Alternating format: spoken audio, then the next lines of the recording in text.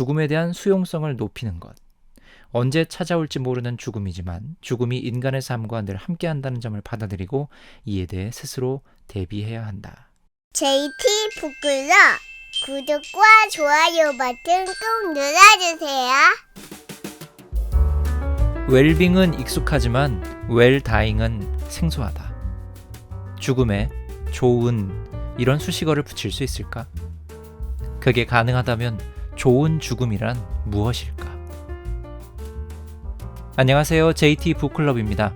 오늘 소개해드릴 책은 구름서재 출판 건양대학교 웰다잉 융합연구회 지음 마주하기 무겁지만 우리에게 꼭 필요한 고민을 다룬 도서 무엇이 웰다잉의 삶인가 입니다. 268페이지 총 3부로 구성되어 있습니다. 공동저서이며 지난 2018년 우리나라의 연명의료결정법이 통과된 가운데 학자들이 좋은 죽음에 대한 고민을 바탕으로 연구한 자료들을 정리한 책입니다. 목차는 다음과 같아요. 제1부 웰다잉 사례 연구를 위하여 웰다잉의 조건.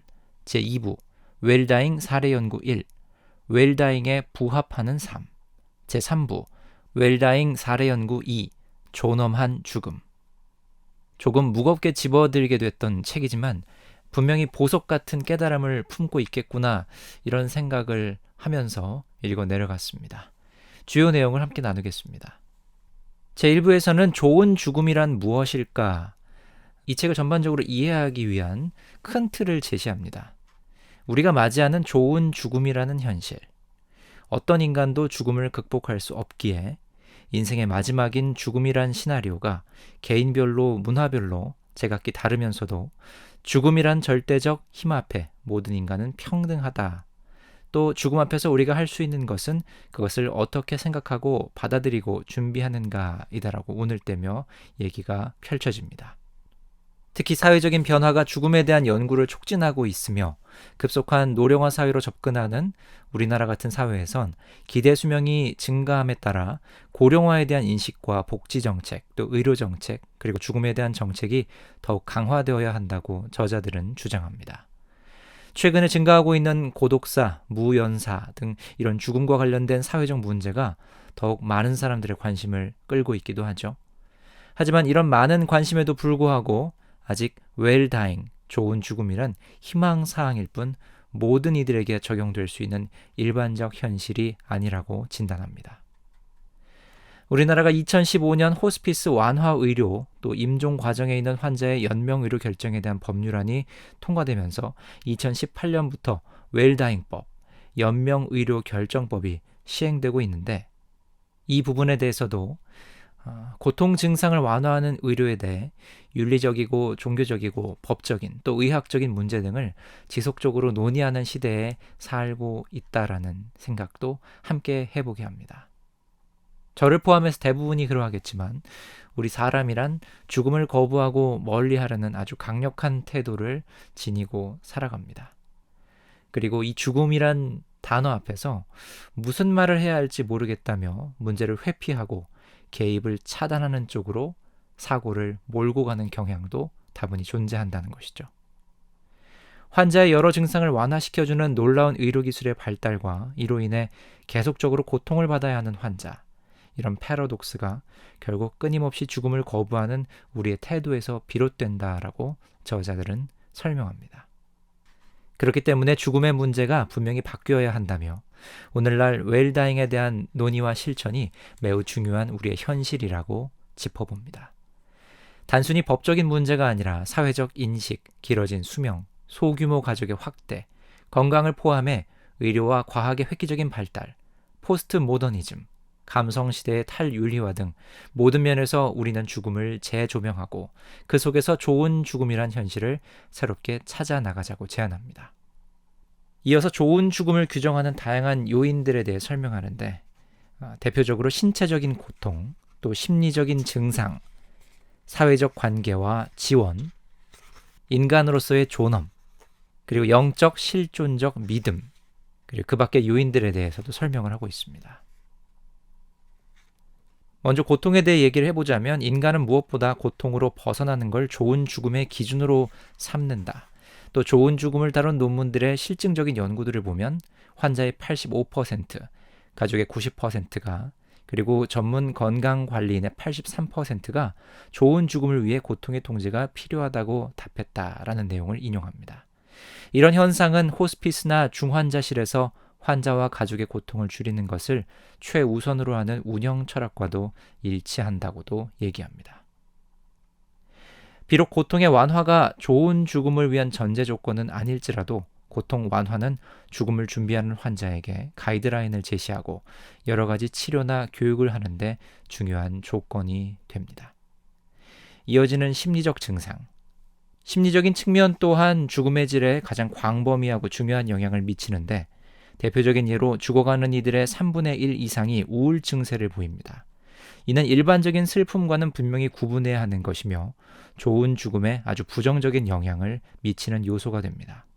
우울증이 일단 진행되면 삶의 질을 떨어뜨리고 환자를 더욱 힘들게 만들죠. 또 고통을 더욱 민감하게 받아들이게 하고 수명을 단축시킬 수 있습니다.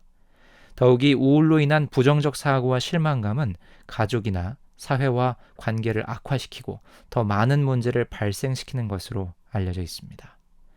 좋은 죽음의 결정적인 역할을 하는 삶의 의미를 찾는 능력 또한 잃게 만들죠. 그래서 좋은 죽음을 준비하기 위해 죽음을 맞이하는 사람들의 심리적 변화를 관찰하고 보살피는 일은 매우 중요하다고 진단합니다. 좋은 죽음을 실현하기 위해서는 자신의 죽음이란 사건을 본인이 어떻게 받아들일지가 결정적이라고 합니다. 사회적 관계와 지원에서 가장 인상적인 한 문장은 많은 학자들이 좋은 죽음을 규정할 때 죽음을 맞이하는 본인과 가족이 함께 동의하는 또는 서로가 바라는 죽음이라고 말한다는 내용이 눈에 많이 들어왔습니다. 서로에게 부담과 상처를 주지 않아야 한다는 전제 조건이 중요한 요소 중에 하나구나 라는 생각을 해보게 합니다. 그리고 이어서 등장하는 존엄. 인간의 존엄을 유지하는 죽음이란 무엇일까? 노튼 펠트라는 사람은 존엄에 4가지 개념이 포함되는데 첫째로 인간을 대할 때 기초적이고 일반적인 측면에서의 존엄성, 둘째로 한 사람의 삶을 사회적 또는 기능적 가치의 측면에서 인정하는 것, 셋째로 도덕적 수준에서 존중받는 것, 마지막으로 타인에 의해 가장 쉽게 공격받을 수 있는 자기 정체성에 대한 존중, 이것들이라고 말합니다. 이런 정체성은 신체적 상태, 자율성, 사회 계층 등 다양한 차원을 또 포함하기도 합니다. 존엄성이란 본인의 내부의 일이면서 동시에 상호 관계적인 것으로 봐야 한다는 문장도 눈길을 끕니다. 그리고 등장하는 영적 실존적 믿음의 챕터에서는 죽음을 기다리는 사람들이 자신의 의미와 존재에 대한 물음에서 답을 얻기를 원하는 것에 따라 이런 부분에서도 어떻게 접근하며 그들에게 도움을 줄 수 있을지를 고민해야 한다고 얘기하고 있습니다. 일부의 2번째 챕터에서는 한국인들은 죽음을 어떻게 대하는가에 대해서 설명합니다. 사실 이 책이 외국 도서가 아니라 우리나라 교수들이 공동 집필한 연구 결과를 토대로 한 책이기 때문에 한국 사람들의 생각과 인식이 사례 연구로 많이 차용되어 있습니다. 웰다잉이 무엇인지에 대한 고민을 여러 사례 속에서 우리가 스스로 판단해 보게 하는 것이죠. 죽음을 어떻게 정의해야 될지 어렵고 예를 들어 자녀가 죽음이 뭐냐고 물어봤을 때 어떻게 답해야 될지 참 어려운 부분도 있을 것 같습니다. 그런데 이 책은 죽음에 대해 이렇게 설명을 합니다. 죽음 이후의 세계에 대해 우리는 알지 못하며 죽은 뒤에 다시 살아날 수도 없다. 이러한 죽음의 불가역적인 특성이 인간에게 공포와 두려움을 준다. 라고요. 불가역적인 특성, 즉 되돌릴 수 없다라는 것. 한번 결정이 되고 일어나면 이전의 상태로 돌아갈 수 없다. 그래서 우리는 두려워하는 것이다. 라는 얘기죠. 그래서 웰다잉에 대한 담론은 죽음 자체의 의미를 숙고, 즉 깊이 생각하는 과정에서 나오는 게 아니라 삶의 의미를 돌아보는 과정에서 나온다고 설명합니다. 즉 어떻게 사는 것이 의미 있는 것일까라는 철학적인 문제 제기에서 시작되는 것이죠. 삶의 의미와 가치를 생각하다 보면 잘 죽는 것, 좋은 죽음에 대해 생각할 수밖에 없다고 말합니다.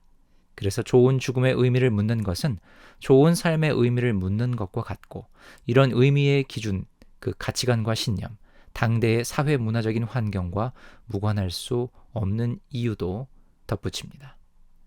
이렇게 좋은 죽음과 나쁜 죽음의 기준은 죽음에 대한 인식과 태도의 문제로 귀결되고, 이런 인식과 태도의 형성은 종교적, 사회 문화적인 상황과 밀접한 관련을 맺고 있습니다. 한국 사회의 죽음 문화는 지난 20여 년 동안 급변해 왔는데요.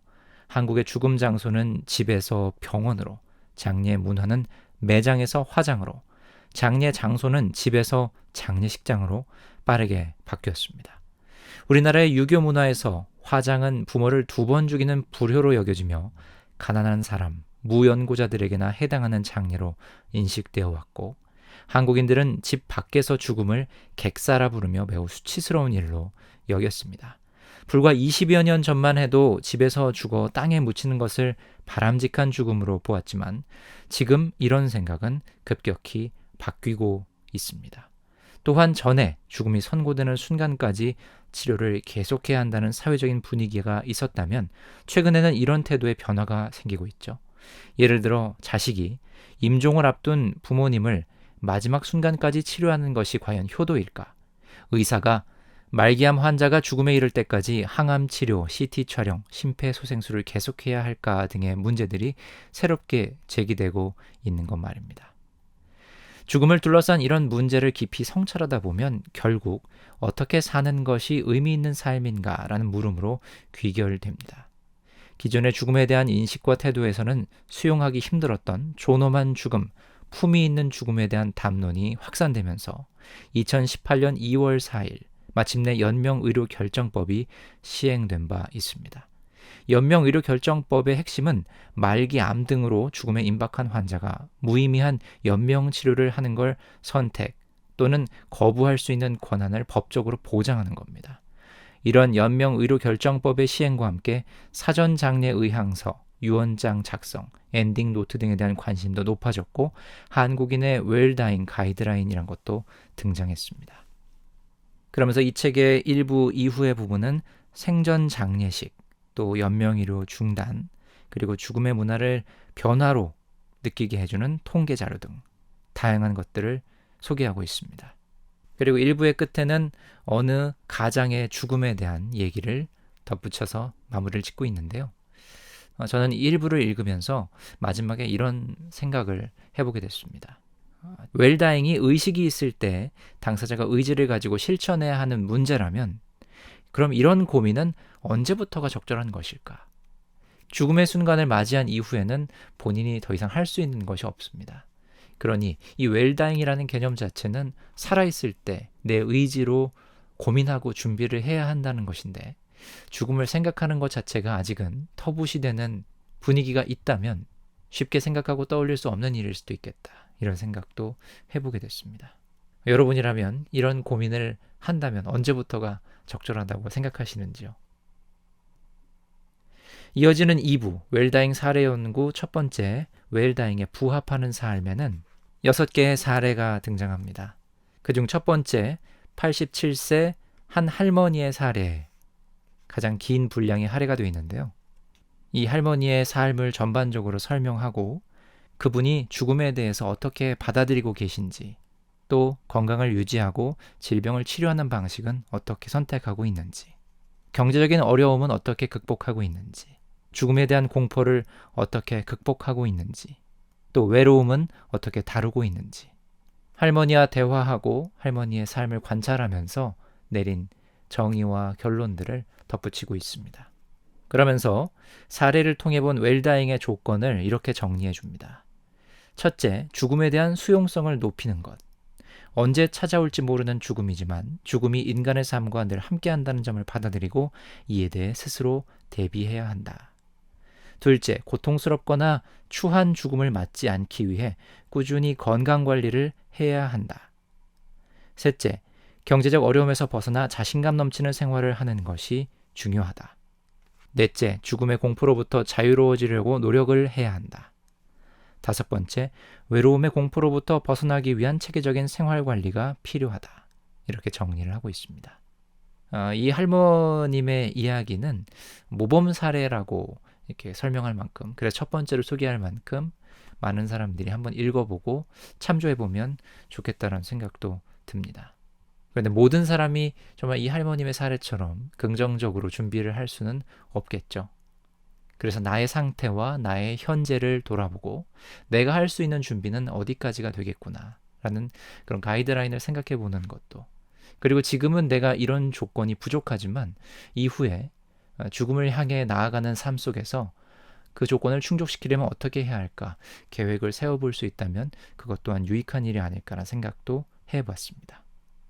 이어지는 웰다잉 사례 연구 두 번째 제3부에서는 존엄한 죽음에 대해 다룹니다. 여기서도 크게 네 가지의 사례와 그리고 작은 사례들을 이어서 소개하면서 존엄한 죽음에 대한 생각을 함께 해보도록 유도합니다. 저도 개인적으로 이 책을 읽기 전부터 알아온 시바타 도요 할머니의 얘기가 또 여기에도 등장을 하고 있어서 다시 한번 찬찬히 이 할머님의 이야기를 읽어보게 됐는데요. 92세에 시를 쓰기 시작한 이 시바타 도요 할머님의 사례를 통해 창작 활동을 통해 돌아보는 삶과 죽음, 깨달음을 얻을 수 있는 내용을 함께 만나볼 수 있었습니다. 이 시바타 도요 할머니의 삶을 소개하자면 1911년 일본 도치기시에서 쌀집을 하는 유복한 집 외동딸로 태어났지만 천성이 게으른 아버지 탓에 가세가 기울었고 부지런한 어머니가 대신 가사를 돌보며 여관 일을 돕거나 부업으로 바느질을 하며 생활을 꾸려나갔습니다. 그러다 지인의 소개로 20살에 맞선을 보고 결혼을 했지만 남편은 생활비도 가져다 주지 않았고 애정도 없어 무서운 마음만 들었고 결국 반년 지나 이혼을 하게 됩니다. 다시 부모님과 10여 년간 함께 살며 어머니가 해왔던 것처럼 여관 일을 돕거나 바느질로 생계를 꾸려가는데요. 그러다 33살에 음식점 주방장인 사람을 만나서 결혼을 합니다. 어릴 때 일찍 부모님이 돌아가셔서 친척집을 전전하며 살았던 남편은 부모님과 친척들도 잘 챙겨주며 가족을 소중히 여겼죠. 그 후 1945년에 아들을 낳습니다. 이때가 인생의 가장 행복했던 시절이라고 할머니는 설명하죠. 아들과 남편은 성격이 비슷해 종종 갈등을 겪기도 했는데 인생의 중반인 40, 50대 시절 수많은 고난 역시 끊이지 않고 찾아오게 됩니다. 포기하고 싶었던 순간도 많았지만 바느질을 하며 정직하게 열심히 살았습니다. 남편은 아들을 대를 이어 주방장으로 만들고 싶어 했지만 아들은 문학에 흥미를 갖고 문예잡지 등에 투고해 입선합니다. 함께 문학을 하는 착한 며느리도 보고 남편과도 행복하게 살았지만 남편은 어느 날 갑자기 쓰러져 치매를 앓다가 일찍 세상을 떠났습니다. 그 후 시바타 도요 할머니는 100세가 되도록 혼자 살았습니다.